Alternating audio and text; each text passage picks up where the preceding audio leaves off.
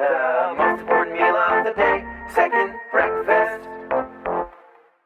Hi, everybody. Welcome back to another Second Breakfast podcast. I'm Andy Roth alongside Phil Duvall. Say hi, Phil. Howdy, folks. And we've Well, got hello. we've got a really interesting topic today. It's based off of a moment a few days ago when I absolutely lost my mind at the state of humanity. I have never seen you so angry. I should say I haven't seen you that angry in a while. Right, of course you've seen me that angry. Of course I you've have seen me that angry many, many times. And you have seen me that angry on a regular basis. More than once. It's true. I think I get angry more easily than you do. I think that's true. I think that's true. But the flip side of that is because I get angry so often, I know how to come down from it pretty quickly. I'm still learning that. When you get angry, it's just like yeah, for a while afterwards. It's true. You're right. That's not an inaccurate statement. So we here at Second Breakfast, viewers, listeners, Second Breakfast Nation, you might know we like movies. Oh. We also Spoiler. we also like comic book movies. Yeah. I mean, they got to be good. I mean, don't give me Elektra. I didn't know we were going to go there already. But let's go ahead. Continue with your story. I'm loving how you're setting this up. Set it up. And we'll just get it down, Andy Roth. We could totally backtrack and just No, you're doing digress for a while if you don't want to get there yet. Listen. Digression is coming, my friend. Really? I've got 4 digressions just based on that first sentence, but just go ahead and lead us. Us? Fearlessly. So I like comic book movies, as does Phil. Yeah. They're getting a little silly at this point because at some point you're just going to get into heroes that not everybody cares about. You know, the argument could be made that Iron Man would have been exactly that had they not struck casting gold with many people in that movie, but certainly I was about to make that argument, but you are correct. Yeah. That's the argument I was going to make, is that the amazing thing about this current comic book trend is that while you could say that the progenitors of it were X-Men and Spider-Man, mm-hmm. it was Iron Man's rousing success that really made everybody go, I agree with that. And because it's been more than 15 minutes since some of these have come out, they're already up for reboots. Some of them. Well, some of them already happened. The Amazing Spider-Man has already happened. And I really enjoyed that movie. I never once felt it was strictly necessary, but I enjoyed it. Sure. Andrew Garfield was great. Emma Stone was fantastic. I mean, everyone was. But there is another reboot coming. And this one actually makes a lot of sense because even though they're recent movies, they are abysmal. The Fantastic Four. Oh, they're just terrible. They're so bad. They're getting a reboot. And okay, so I'll set up the comic for those who don't know the comic just very, very briefly and who haven't seen the movies. The Fantastic Four, wait for it, have 4 people on the team. Okay. And the story goes, they were out in space and they were hit by cosmic rays and they were all hit at different points. So they have different abilities given to them by these cosmic rays. And it is a brilliant scientist. Reed Richards turns into Mr. Fantastic. He gets all bendy and plastic man-y. His girlfriend, wife, paramour, Sue Storm, who turns into the Invisible Woman. In the original movies, Mr. Fantastic was Reed Richards was Ewan Griffith, Welsh actor. I like him, but he was not good in these movies because no one was, except for one person that we'll get to imminently. The Invisible Woman was played by Jessica Alba. She is, as an actress, she sure is pretty. You know. Oh wow, yeah. You know, I hear you. I mean, I don't have the issues that you have with her, but the movie just isn't done well. Not at all. And the Invisible Woman, as you might imagine, she can become invisible, and she can also sort of like project like a force field. Think Violet from The Incredibles. That's As opposed to Violet from Willy Wonka and the Chocolate Factory. yes. She's not turning violet. She's not just chewing gum forever. She's actually got superpowers. It's true. It's true. Okay. Then comes, and this is where it gets important, but we'll wait for it. The third member of the team, Johnny Storm, as you might imagine. Johnny Storm. Johnny Storm, the playboy of the group. He is Sue Storm's younger brother. He turns into the Human Torch. As the name suggests, they're not going for subtlety here. As the name suggests, he can light himself on fire. He turns into a giant flaming torch, and he can fly. When he's always been one of my biggest problems with comic book is with the Fantastic Four is it's not as nuanced and subtle as most comic books. It's true. Wait a minute. That's right. Those don't right. exist. And speaking of subtlety, the fourth member of the team, just a friend of everybody, Ben Grimm, who turns into the Thing. He's basically the Hulk if the Hulk were made out of rock, and he doesn't change back like the Invisible Woman doesn't have to be invisible. Mr. Fantastic doesn't have to get all bendy. Johnny Storm is not always on fire. The Thing is always made out of rock. And that's it. Please, if you are a gigantic Fantastic Four fan and I have left something truly crucial to the mythology out, please let us know either by commenting on the video or emailing us at secondbreakfastpodcast@gmail.com. Sweet Lord. Right. Because I think that's pretty much it. So, they're rebooting it. One of the greatest comic book movies in recent years, which is the time period you want to talk about when you're talking about comic movies, was not based on a comic book at all. It was an original idea. It's called Chronicle. Would you agree with that statement? That it's a comic book movie? Yeah. No. Oh, okay. Interesting. Because it's not based on a comic book, that's why. But it follows all of the tropes. Okay.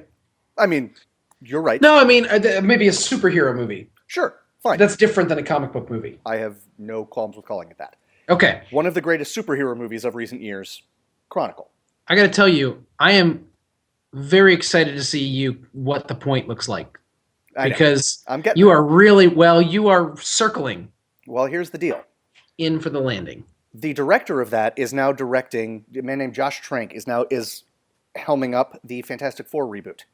One of the three main characters in that was an actor named, interestingly enough, Michael B. Jordan.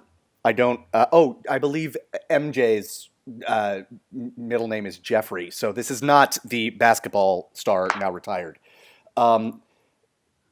He is being, it's not official yet, but he is being tagged to play Johnny Storm. And if you have seen Chronicle, or if you have seen Friday Night Lights, or if you have seen The Wire, or if you have seen Parenthood, this kid, Michael B. Jordan, is phenomenally talented. And his presence, he's got this confidence that can... Say his name again? Michael B. Jordan. Say it one more time for everybody. Michael B. Jordan. I hope that everyone had at least 3 jokes for every single time Andy said his name. I do. Do you? Okay. I have a dozen. It's great. Fantastic. He has precisely the kind of charm bordering on cockiness that Johnny Storm has to have. He's hilarious. He can also play dramatic moments really well. He's great. I think he's a fantastically talented actor in general. I think he's perfect for this role. And the internet has gone crazy. The internet has gone crazy at this casting news because Michael B. Jordan is black. Wait a minute. What? A black person can't play Johnny Storm, Andy? I know. Because the comic book character is white. For a second, I thought you were going to say a black person can't be named Michael Jordan, and that isn't true either. That's also hilarious. I knew a kid in grade school or in high school named Michael Jordan. It was spelled Jordin. No. But he was just, it was how it was spelled. I mean, he didn't change it. No. I'd say no. But he was like, just call me Mike. It's like Michael Bolton in Office Space. Just call me Mike. Just call me Mike. Just call me Mike. Please. Yes. I guess I suppose I didn't lead with that because I don't think it's necessary. Everyone in the Fantastic Four is white, with the exception of Ben Grimm or the Thing, who is rock American, granite American. He's made of stone. I think I'm going to leave it there because I've been talking a lot. So take us forward. Well, and the thing is that people are complaining, or there are people. When we say people, or Andy says the internet went crazy. I mean, there were people on the internet. And by the way, when the internet goes crazy, it's a short trip. Okay? It's true. Because here's the big thing. Andy was reading all these comments to the news that this guy. Now, by the way, is Michael B. Jordan booked? No, but it's just they're talking about the article that I clicked on that the comments were attached to. He was on a red carpet for something, and he was very, very coy about it. He was basically, his demeanor was like, I'm really excited, but I can't talk about it. Right. So what Andy and I have based on this story that Andy just told you, this brief exchange, Andy and I could be talking about two different things, but we're talking about one specific thing. We could be talking about racial, like how race plays into how you cast movies. Or we could be talking about the commenters on the internet. We're going to talk about how race plays into casting roles. Yes. That being said, I want to pause for a moment and say to Andy and to all who are listening, don't read the comments on an internet article. We all grew up with newspapers and magazines, and there was a section of letters to the editor, which for every magazine was maybe 1 page long. Yeah. And in a month, a magazine that came out in a month, that was like a 200-page magazine or whatever, there would be maybe 6 or 7 letters to the editor. Yeah. Then they were selected, and I still most of the time wouldn't read them. And if you want to know why, go look up a stand-up bit about letters to the editor by Paul F. Tompkins, where he just points out how ridiculously pointless letters to the editor are. Full disclosure, I wrote one once and got published in Rolling Stone when I was 15. That should give you the idea. Well, that should give you the idea of how stupid it is. I did it when I was 15. I also put Esquire at the end of my name. No, and got you published. did not. Yeah, I did. No, you did not. I used to sign my name, Philip Hart Duvall Esquire. I've never loved you more than I do right now. Because I found out that Esquire was not an official term, that technically lawyers do it, but you don't. There's nothing you have to do to be called Esquire technically. Right. And I was like, well, in that case. Yeah, I've never loved you more. And so I signed. Okay. So letters to the editor are for 15-year-old boys, is my point. Sure. And the comments section of the internet is for the 15-year-old boys of 15-year-old boys. I mean, it's like the Russian. If there was a Russian doll, like the nesting dolls, you open up, and inside the stupidity of the letters to the editor, you would find inside that stupidity, you'd open up something, and there'd be something terrible, and then inside that stupidity, there you would find the people who comment on internet things. Only slightly less stupid, Andy. People who spend time reading the comments sections. And you're not alone. I have friends that do it. They go like, I can't believe what people will say. Well, I can. People are terrible. Don't read it. So Andy reads this thing and people are like, you can't have a black guy playing a comic book character that was white. That's ridiculous. And Andy, and I'm sure that's the nice version of what some people were saying. Just real quick, yes. Although no actual racial slurs were thrown around, because I think that those just get deleted if they were ever. Oh, racism is so much more nuanced these days. Thank God. That's right. That's yes, right. I don't know. Yada yada yada. That's why we're talking. Right. But the other thing, because Johnny Storm is a sibling to another character, there was also like this. Well, I mean, is the Invisible Woman gonna be black too? Because they can't be different races, and someone was like, he can be adopted. And like, no, he can't be adopted.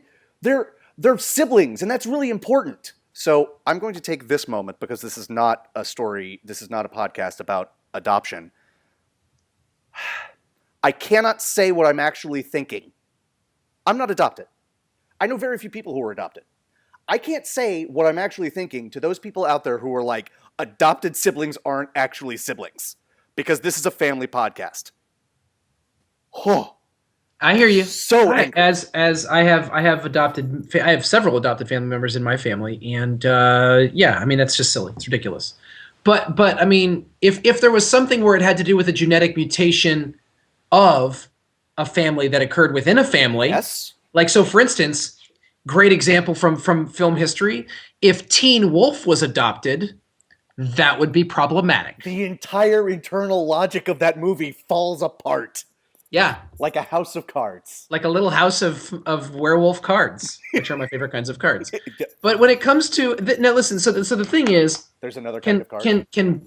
can black people play roles that are based on not real people, by the way, comic books that do not have racial like points to the character? Right. This is not. Harrison Ford has been cast in the Jackie Robinson biopic 42, and he's playing Jackie Robinson. Right. Right? Or I remember when I was in like college and they were talking about making a movie about Lincoln. Right. And I remember, I mean, this was not just one article. I remember reading like this buzz that they were gonna get, and I'm not kidding, Morgan Freeman, because even though he was black, people would buy it because that's how much everybody loves Morgan Freeman. Now, here's the deal: people do love Morgan Freeman. I am one of those people. Indeed, me too. I think it's almost. I actually kind of feel like it's an American duty to love Morgan Freeman. I would agree. Like I kind of feel like KKK members secretly kind of love Morgan Freeman. Right. We hate black people except for Red from the Shawshank Redemption. There's one colored person I really do like. That's that Freeman. I mean, his name is ironic, but it's Morgan Freeman. That's the man. That's the one. That's how I feel racists feel about Morgan Freeman. That's fair. He is so, and I love him. It's legit. Yes. However, him playing Lincoln would be completely and utterly stupid and insane. Let me speak to that directly because I am not in the business of saying cast anyone for anything, whatever. No, you're not. I believe that it should go to the best actor. Sure. I believe that race should never play a role unless it plays a role, unless it's a real person. And even then, I think you can get away with certain things. Ben Kingsley played an amazing Gandhi, you know? Yeah, and he is part Indian, right? Fine. No. Yes, he is. But which just that gave him some credibility to some people. That's right. Not as Indian as Gandhi, though. I think. I wonder if anyone is. Never mind. That's a whole other thing. Fair. You're right. You're right. But I also, and here's what I mean. Here's what I mean when I say unless role is a factor. There are comic book characters. There is a comic book character named Black Panther, which is not nearly as racist as you would think that name would suggest. But the character is black. He's African. Right. There is a character named Luke Cage who is like he's human, but he's got like impenetrable skin, and he's like the Rock in terms of size, and he protects Harlem. Right? Sure. You can't go casting a white guy to play either of those parts. Bill Clinton could play one of those parts. Bill Clinton can do anything. Fine. I don't know what I said that. But what no, does that I mean? mean, What does that mean? not. I don't know. I just always like when people were like, Bill Clinton was the first black president, and Bill Clinton like got offices in Harlem when he first like got all that stuff. Yes. It's like right. Okay. So, anyways, that was the joke there. But he protects Harlem with his Clintonian grace. Indeed. So here's the deal. Andy's point is well made. There are comic book characters for whom race enters into the picture by virtue of who they are. Yes.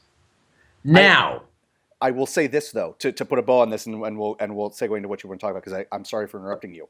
Not a single one of these. Cherry. Good, do. Not a single character. And again, I know there are people who watch this podcast who love comic books. Tell me if I'm wrong. I cannot think of a single comic book character or superhero who is Caucasian, where race is actually an important part of their identity. Okay, I agree with you. Now, that being said, why race might matter for the sake of a comic book hero. I think having a black Superman, for instance, makes a political statement. Yes. I think having a black Batman, considering that Batman's a billionaire, would be a political statement. Yes. Tony Stark as well. No, it doesn't mean it couldn't be done. It just means part of that character's. It would put You a have to know spin what you're on the getting character. into. Yes. Yeah. Yes. And you'd have to do honor to that injustice. So, for instance, when I think I used to say race should have no part in the casting of a character, except race should have a part in casting a character because we have to recognize that what race we make a character plays into the cultural. Like there are subplots and ramifications of making I mean, you know, I absolutely agree with you. them anything, you know. Well, I mean, those are all choices. But they came up with this recently. This is not the first time we've had this conversation with Michael B. Jordan wanting to play the Human Torch. Okay, there was talk, and I don't know if it ever got beyond talk, of the idea of Donald Glover, who is best known as the black guy on Community. Mm-hmm. That's the only, or the one black guy who was ever on Girls. And they made a point out of making a joke about the fact that he was the black guy on Girls for the minute he was on it. Donald Glover, and by the way, if you can find his stand-up, he's just immensely talented. Amazing. And his stuff, he's just, anyways, I love Donald Glover. Find his stuff about Kicks. The Yeah, serial. find his stuff about dating white girls. Yes. Oh man, yes. it's hilarious. He's amazing. He's But amazing. Donald Glover's great. So Donald Glover was. I want to be him when I grow up. It was approached, or was it talked about, or something happened where, when they were rebooting Spider-Man, before they got Andrew Garfield. James Garfield was a president. Andrew Garfield was shot, I believe. Andrew Garfield was before him. They were talking about Donald Glover, and there was this big whole thing. It was like Spider-Man can't be black, and everyone was like, a lot of people were like, yeah, no, there's really nothing about Spider-Man. Why not? It's more than that. I don't know if it was simultaneously, like with, like concurrently with these talks about Donald Glover, but the Spider-Man in at least one of the series that was being put out was black. Oh, I had no idea about that. Yes, he was black. Peter Parker died or retired or something. Making Peter Parker black. I mean, the idea of making Peter Parker black. Right. It was, and to be fair, it was not Peter Parker. It was a different person who had the same powers. The idea of making a black Peter Parker. Right. And then people freaked out about it, and they were like, well, we can't do that. And then Donald Glover was sort of like, okay, I had never really thought about this in the first place because I wasn't running around trying to be Spider-Man, but now that we're talking about it, why not? And it's a really good question. And you can listen to his podcast. Mark Maron, WTF, interviews him, and it's a really good podcast. Do they talk about it on that one? I believe they do. Yes, awesome. Either that or I'm making it up in my head, but I'm pretty sure they do. And it's no, they definitely do. And it's one of those things where it's like, what is our issue here with? And I'm not trying to just toe the typical line of like, oh, why can't we get past this? I mean, I'm really curious. Like, what is the problem here? Like, why not have a black person play a role that a white person had played before? And what really frustrates me all the while that this is happening is Johnny Depp is about to play Tonto in The Lone Ranger, which is going to be like, they're hoping will make squajillion dollars. It's just not going to. I mean, it's not going to do well, that movie. It's not going to do well. But because of all the kids who love The Lone Ranger these days? Come on. Well, that doesn't matter if they love The Lone Ranger. I mean, they're trying to sell it from a point of view of, I mean, it's an origin story, so whatever. That doesn't matter. Okay. I just think it's going to be a blood. No, I mean, it's cowboys and Indians. Kids can enjoy that. I almost agree with you. I don't know that I completely agree with you. Regardless, it's not what we're here to talk about. So no, but the point is, we're a lot like. Never mind all of the white guys who have played other races in the past. Never mind that, because that was the past. Yep. And we all recognize that everyone now is amazing and everyone used to be stupid. That's the narrative of our culture.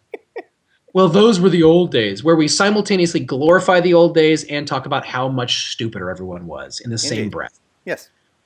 I recognize that we used to have these ways but they're still doing it. So, I mean, Johnny Depp playing Tonto is mind-numbing to me.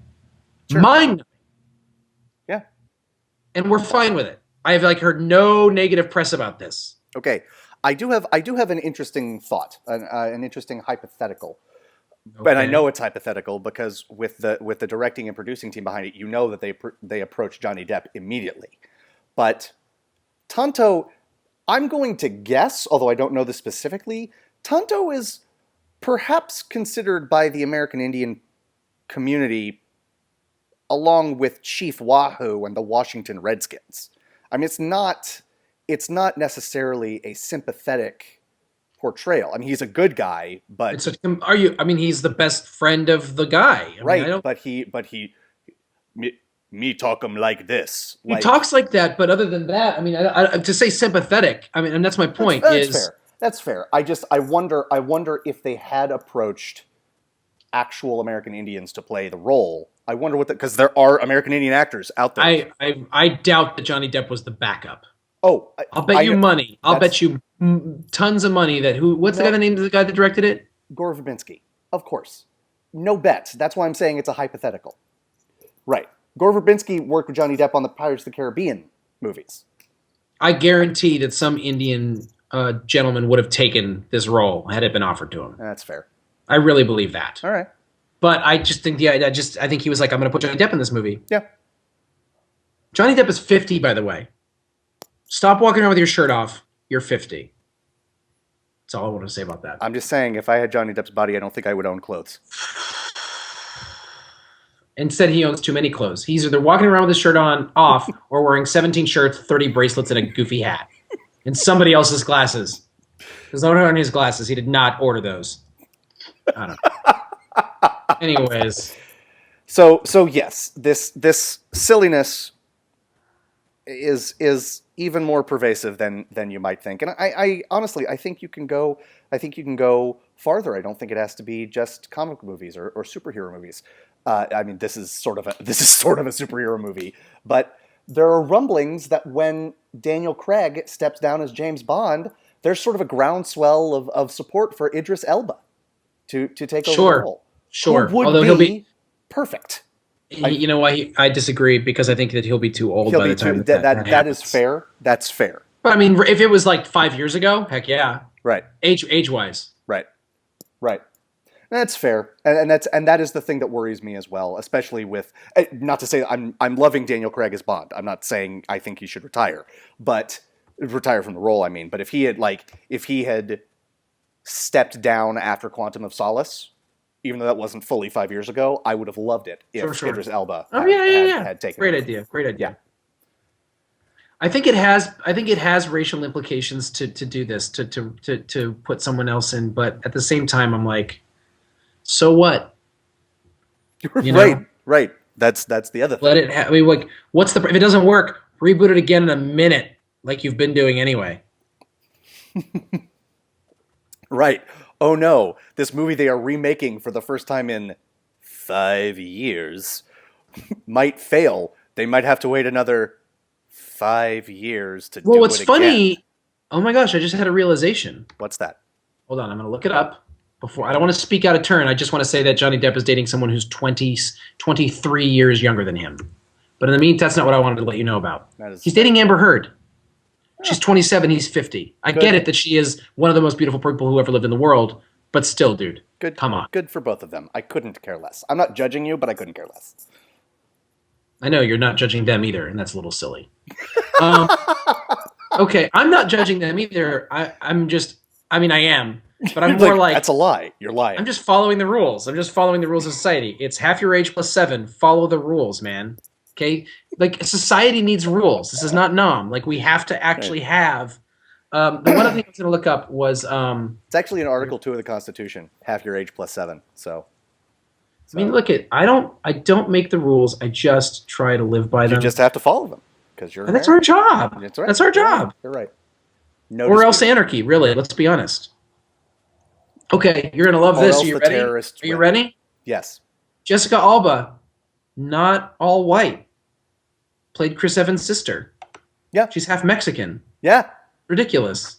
Nobody has a problem because she's a hot woman. That's why no one has a problem. That's right. We don't care. Here's another thing I want to point out. Yeah. Okay, that's another thing I want to point out. Well, I have a question. Was Storm always black in the X-Men? Was she always black? No. Maybe, but because nobody cared. Are you ready for this? People don't mind a hot black woman replacing a hot white woman. but they don't like black men replacing anybody. Yes, it's true. Like, white America is not scared of black women. It is especially when they have really light colored skin. White America is terrified of black men. I don't know. I mean, Right, it's true. You're right. You're right. Um, you know what? I think she might be. She might always have been black. which is great. Yeah. But that brings up an interesting point.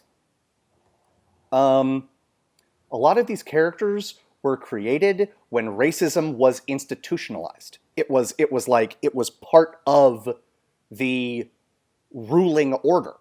Like, you're not going to, I mean, I'm not saying that he should or shouldn't be, but you're not going to create Superman in the mid to late 1930s. And he's not going to be a black guy. He's not going to be a Mexican guy. That's not going to happen. He's going to be a white guy, right? Right. The Fantastic That's a very Four good point. That's a very good point. created in the 60s. Yeah. Like, right. created Captain in the 60s. America wouldn't work so well. Right. Captain America created when he was created, like in the 40s. That's not. I mean, Right. I wish it weren't true. And coincidentally, I think Chris Evans is fabulous as Captain America. This is not sort of a diatribe against any particular person who has been cast, except for perhaps Jessica Alba, because I think she's terrible. But that is a separate issue. Ah, man, you really have it out for Jessica Alba. Jessica Alba owns a diaper company that she created that uses all ecologically friendly and sustainable, blah, blah, blah, blah, and easily biodegradable resources. And my wife has chosen to use this company. Yeah. And it's been great for us. You know what? Legitimately, with no sarcasm or attitude, I think that is wonderful. I know, Andy, you just don't like her as an actor. I get it. I think she's bad. I don't care one way or the other about her. I can't even say, other than the Fantastic Four movies, I don't know that I've ever seen her in anything. I really don't. I don't know that I've ever seen her in anything. Sin City? I did, and I don't remember disliking her in that. Fair. All she did was dance half naked. So, I mean, you know. Well, that's a thing. I'm not disagreeing with you. That's acting. It's true. You're right. I have friends who like the TV show Dark Angel, which was her big break. Sure. James Cameron. You know. Yeah, but you have friends that like a lot of bad television. So, I mean, let's be honest. Fair. You're right. You're not wrong. You're not wrong. I mean, what else do you want to say about this? My point of view has been made. I mean, I don't know that there is anything else to say. Frankly, I mean, this sounds so naive, and I get that. Phil, internet, world, I get that what I'm about to say, you're going to be like, oh, Andy.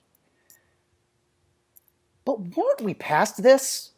I mean, weren't we past this?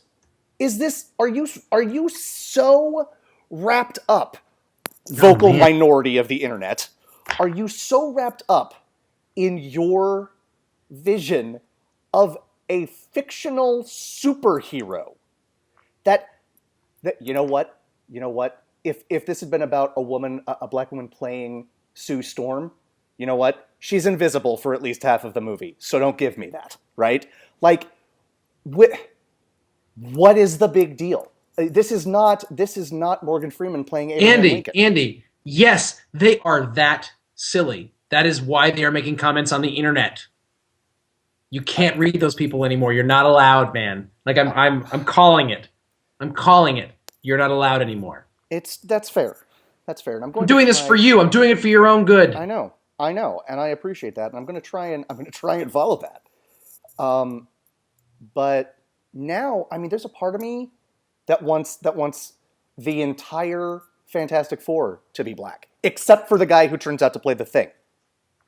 Because there's something. Except for the guy who turns out what? To play the Thing. Because there's something uncomfortable if, like, the other three are white, and then the guy who turns into the Hulk made of rock is a different race. There's some uncomfortable optics around. Well, that's the interesting thing about. I mean, racial casting does matter. So, for instance, they didn't want to get a black guy for the new Spider-Man, but they've got a black guy as the new bad guy in the second Spider-Man movie. Right. Electro, who is, to my knowledge, not a black man. But I don't care, because his superpower isn't being a particular race. His superpower is, I would assume, something to do with electricity. I don't really know. Yeah, I don't think there's obviously obviously a black guy playing Electro, the powers that he has are not intrinsic to the issue.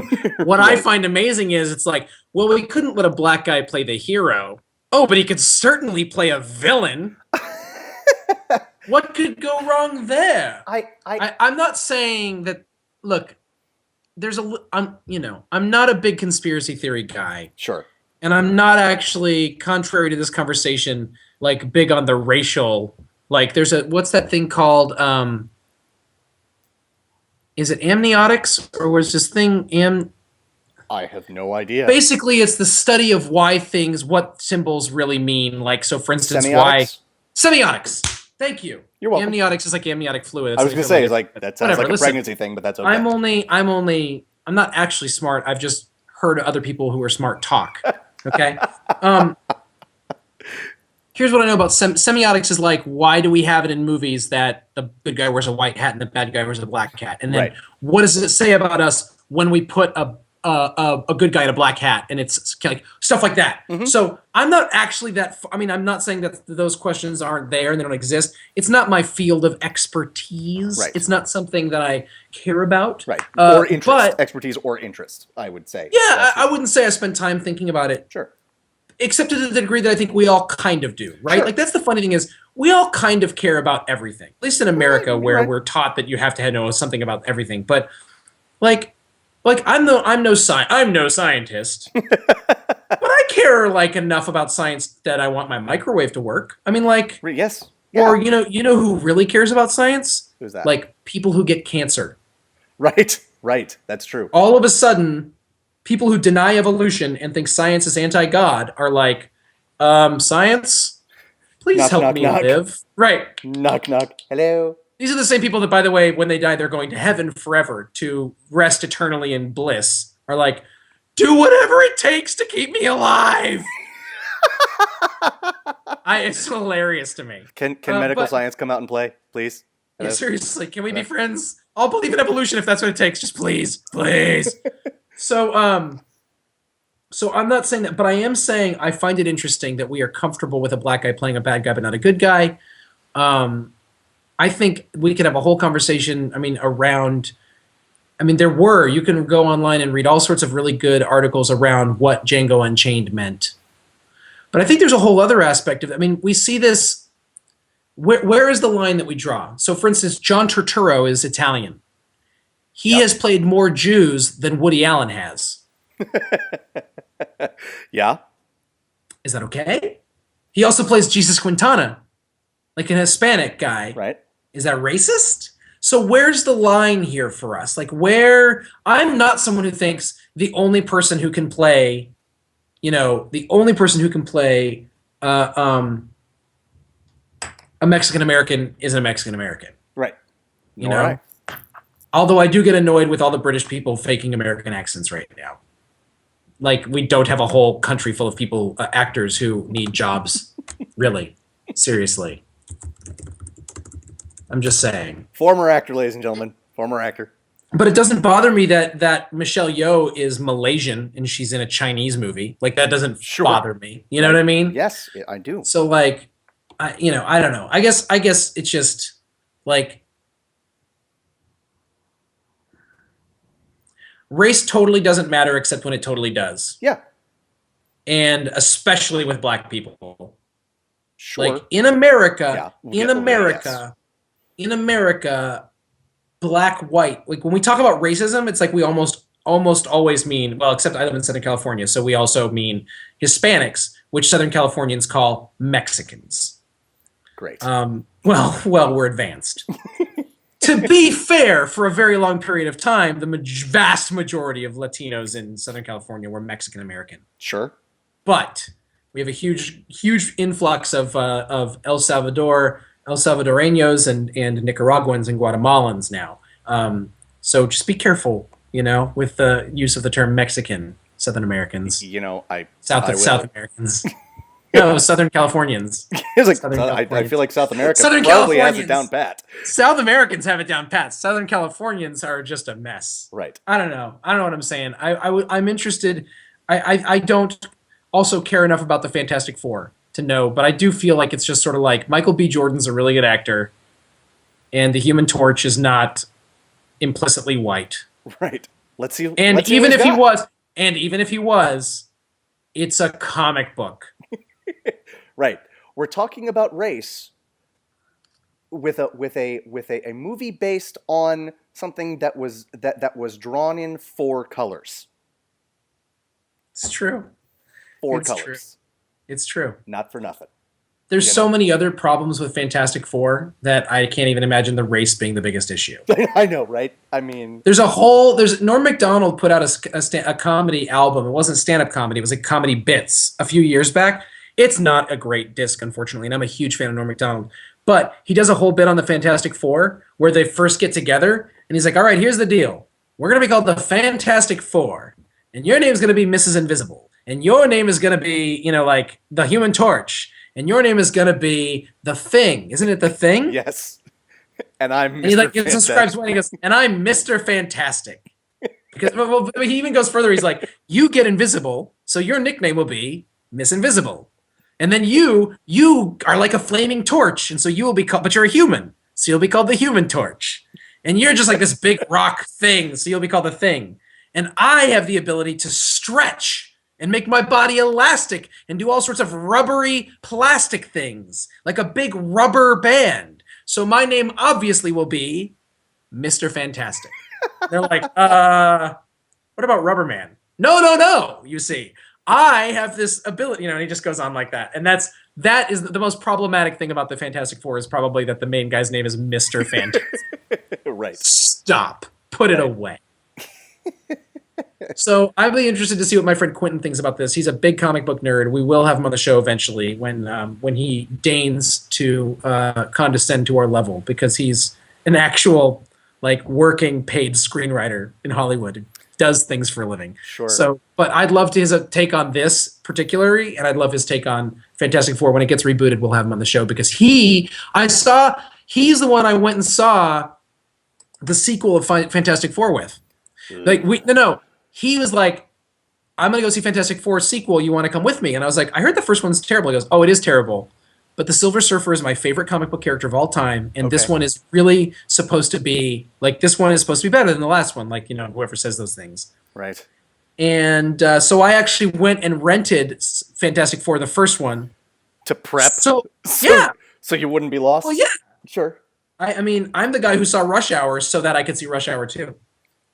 Well played.